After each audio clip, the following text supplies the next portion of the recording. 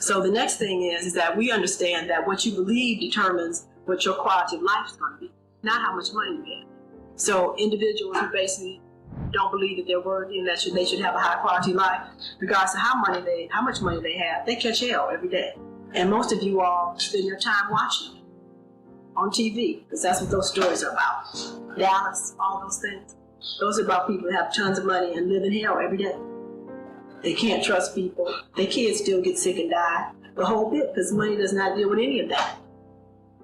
Because it is a state of consciousness. So that means then that you can decide how much money you want to make, when you want to make it, and how you're going to have it, because that's what that is all about. It's a state of consciousness.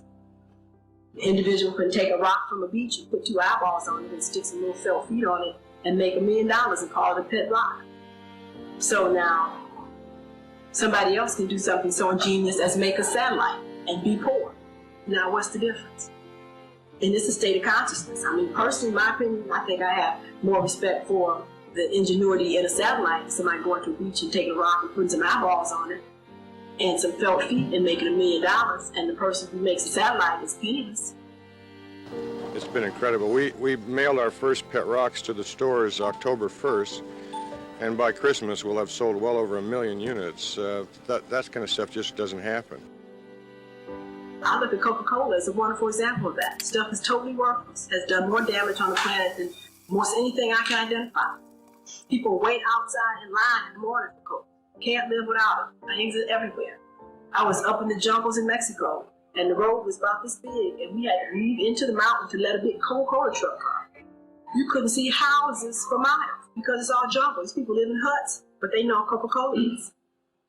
And so my thing was, how does something this worthless have such a famous name and everybody wants it? And the reason why is because of the state of consciousness of the marketing people at Coca-Cola. It has nothing to do with the worth of it and value of it, and does it do anything good for mankind? It does none of that. It's a state of consciousness.